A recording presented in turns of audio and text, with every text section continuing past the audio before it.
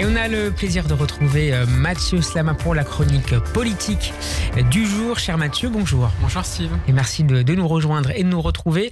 On va démarrer cette chronique, Mathieu, avec les conditions de détention de Nicolas Sarkozy. On apprenait ce matin que l'ancien président de la République avait reçu hier la visite de Gérald Darmanin à la prison de la Santé. Une entrevue d'une durée de 45 minutes en présence du directeur de l'établissement.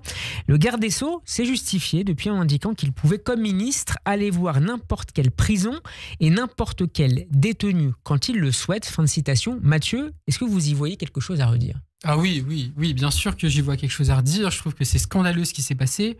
D'abord, Gérald Darmanin ne trompe pas grand monde en disant que c'est son droit absolu d'aller visiter tel ou tel prisonnier. Il n'a jamais caché non plus que c'était un proche de Nicolas Sarkozy. Voilà, il va voir Nicolas Sarkozy quelques jours à peine après son incarcération. Donc non, c'est pas du tout tout d'un coup une flambée d'humanisme qui aurait étreint Gérald Darmanin. C'est une proximité avec Nicolas Sarkozy et c'est une manière, d'une part, d'afficher cette proximité, d'afficher ce soutien, et d'autre part, je suis désolé, il y a une question d'indépendance de la justice là-dedans, de sous-entendre que finalement, il trouve que sa condamnation n'est pas normale. Parce Comme que, ministre de la Justice, il aurait dû s'interdire complètement. Et je pense qu'il aurait dû s'interdire cette visite, et que, deuxièmement, encore une fois, il a plusieurs fois, en tant que ministre de la Justice, affirmé son soutien à Nicolas Sarkozy, et c'est une manière de remettre en cause l'indépendance de la justice, parce que en sous-texte, on peut évidemment lire une sorte de critique de cette décision de justice, ou en tout cas un soutien affirmé par rapport à une situation qui jugerait injuste. Alors il ne le dit pas comme ça, mais c'est comme ça que c'est perçu, et c'est d'ailleurs comme ça que c'est perçu par les magistrats, dont un certain nombre ont été particulièrement choqués par ce choix de Gérald Darmanin d'aller voir Nicolas Sarkozy. Et c'est vraiment, encore une fois, très inquiétant dans un état de droit, parce qu'on a l'impression là qu'il y a un traitement privilégié pour Nicolas Sarkozy. Même s'il n'y a pas eu de déclaration du garde des Sceaux remettant en cause d'une quelconque manière l'indépendance de la justice, c'est pour et ça la que décision de justice en l'occurrence. C'est du sous-texte, mais les symboles sont très importants. Quand le ministre de la Justice lui-même se rend au chevet, j'allais dire, rencontrer Nicolas Sarkozy quelques jours après son incarcération, je suis désolé, on ne peut voir ça que comme une manière de soutenir Nicolas Sarkozy et en creux, quelque part, critiquer la décision de justice, ou en tout cas une manière de trouver que la situation est injuste. Et juste en un mot, mais je trouve que c'est un mauvais signal envoyé à l'état de droit. Et d'autre part, tout d'un coup, avec Nicolas Sarkozy, on a l'impression que une partie de la droite découvre que la prison, c'est une horreur, que la prison est dégradante, qu'il faut remettre de l'humanité auprès des détenus, etc. Il y a aussi, si vous voulez, un deux poids, deux mesures dans la manière dont la droite et une partie du gouvernement a traité le cas Sarkozy, qui donne le sentiment qu'il y a finalement des détenus privilégiés et des détenus de seconde zone, des gens pour lesquels une justice pénale ultra répressive est souhaitable, et d'autres, comme Nicolas Sarkozy, et de manière générale peut-être les criminels en col blanc, entre guillemets, les délinquants en col blanc, seraient eux différents des autres détenus. Et d'ailleurs, je crois que c'était sur Europe 1, il y avait un intervenant qui disait, c'est choquant, qui avait lui-même connu la prison, je crois, et qui disait, c'est choquant pour des gens comme nous, la prison, on n'est pas des animaux, etc. Une formule qui montrait bien, en fait, au fond, qu'il y a ce truc de deux poids, deux mesures, et finalement une humanité à étage en fonction de qui a été condamné et qui mérite la prison et qui ne la mérite pas. Et ça c'est une atteinte à l'état de droit. Mais est-ce que vous faites un lien, Mathieu, entre la visite de Gérald Darmanin à la prison de la Santé et la réception de Nicolas Sarkozy par Emmanuel Macron à l'Élysée quelques jours avant sa mise en détention ? Pareil, je trouve que le fait que Emmanuel Macron ait reçu Nicolas Sarkozy avant son incarcération, pareil, c'est un mauvais signal envoyé. C'est comme si... on parle quand même d'un ancien président de la République, c'est pas un détenu... Non, mais la République française...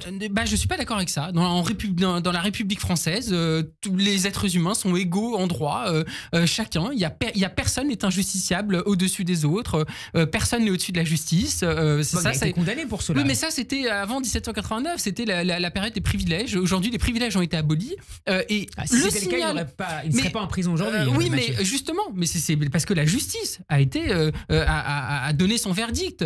Donc, encore une fois, on a l'impression que les politiques, et que certains considèrent que Nicolas Sarkozy devrait avoir un passe-droit, devrait avoir des privilèges. Et c'est ça, en fait, ce signal-là, je trouve, il est très inquiétant pour l'état de droit parce que dans une démocratie, tous les citoyens sont égaux devant la justice. Et je rappelle en plus que Nicolas Sarkozy a été condamné définitivement pour une autre affaire, celle des écoutes, l'affaire Bismuth. Donc, Nicolas Sarkozy est potentiellement un multirécidiviste. Donc, pardon, on a un gouvernement qui nous dit qu'il faut être intraitable avec les délinquants, et puis d'un autre côté qui accorde un traitement de faveur envers Nicolas Sarkozy, en tout cas dans les symboles et dans la communication. Je trouve que c'est tout à fait scandaleux. Oui. Mathieu, depuis son incarcération, chaque nouvelle information sur les conditions de détention de Nicolas Sarkozy suscite des réactions souvent passionnées.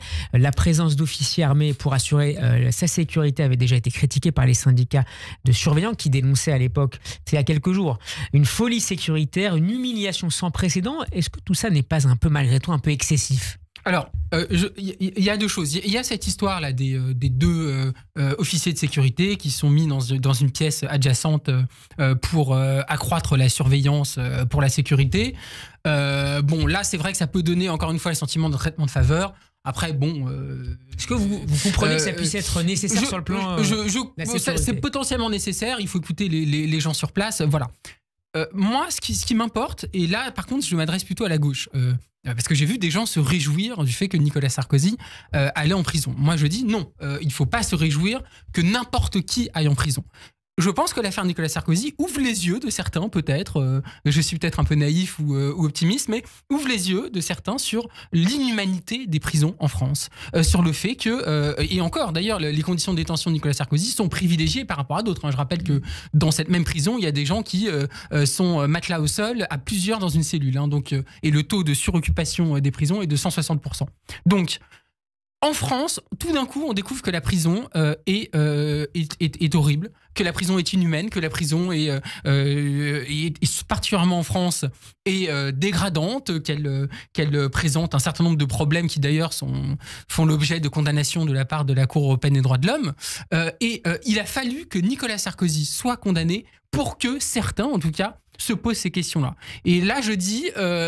peut-être tant mieux, finalement, si la condamnation et l'incarcération de Nicolas Sarkozy permet d'ouvrir les yeux à certains, notamment à droite, du fait que la prison n'est pas forcément la solution et qu'elle est particulièrement inhumaine, surtout en France, je dis tant mieux, et je dis à la gauche, du même coup, ne vous réjouissez pas que Nicolas Sarkozy aille en prison, parce qu'on ne doit jamais se réjouir qu'un homme, quel qu'il soit, aille en prison. Mathieu, je voudrais qu'on passe maintenant à notre deuxième sujet, l'examen du budget 2026 à l'Assemblée nationale. Hier, les députés ont approuvé en première lecture 2 amendements visant à taxer les multinationales et les géants du numérique.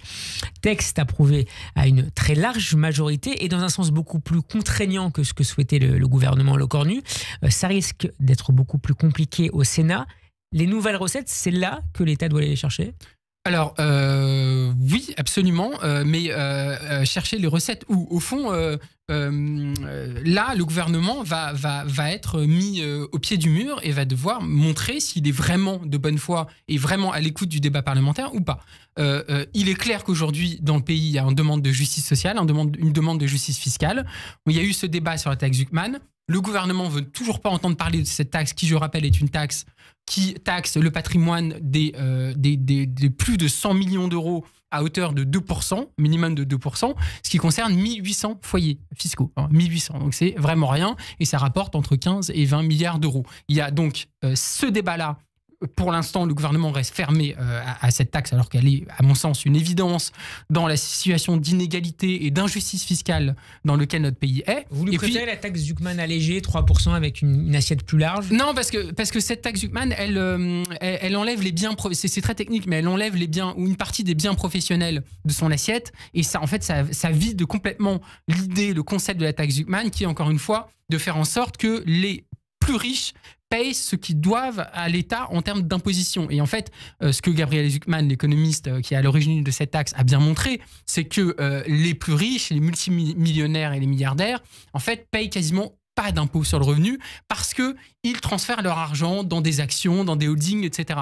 Et donc la taxe Zuckman vient essayer de corriger cette injustice fiscale qui est qu'au fond, dans notre pays, les plus riches payent moins d'impôts proportionnellement que la majorité des autres citoyens. Mathieu, il nous reste 1 minute. Je voudrais vous entendre sur cet accord franco-algérien de 68 qui a été dénoncé tout à l'heure à l'Assemblée nationale. Victoire politique du Rassemblement national. Oui, alors je trouve que c'est très inquiétant, au-delà du fond de la loi, parce que c'est la première fois que une loi proposée qui vient du Rassemblement national est votée. Donc c'est un précédent, c'est une... Avec le soutien de la droite. Avec le soutien de la droite, d'Horizon. Et ça, c'est très inquiétant parce que, évidemment, ça, c'est une rupture majeure. Puisque ça veut dire que maintenant, le Rassemblement national peut proposer des lois et ces lois peuvent être votées. Donc c'est une immense victoire pour Marine Le Pen, c'est une immense victoire pour le Rassemblement national. Et par ailleurs, sur le fond, je trouve qu'il y a eu une espèce de campagne anti-algérienne ces derniers mois qui a abouti à ce vote. Je pense qu'on a manqué... la détention. Voilà, notamment autour de la détention arbitraire et inadmissible de Boualem Sansal. Il faut le dire, il faut appeler à sa libération. Mais je pense qu'il y a eu de l'irrationalité dans les débats et ça a été notamment très instrumentalisé par l'extrême droite à des fins xénophobes, anti-algériennes, etc. On a manqué de rationalité dans ce débat et du coup, on aboutit avec ce texte qui est clairement une victoire pour le Rassemblement national. Et d'ailleurs, Marine Le Pen l'a dit, elle l'a dit telle quelle. C'est une très grande victoire pour nous. Donc, inquiétons-nous de ça, juste au moins par rapport au fait ce que ça veut dire par rapport à la montée de l'extrême droite dans notre pays. Symboliquement, c'est pas rien quand même. Merci beaucoup Mathieu Slama d'avoir été avec nous. On peut vous retrouver sur radioj.fr ainsi que sur nos réseaux sociaux. À la semaine prochaine. Bon après-midi. Bon après-midi.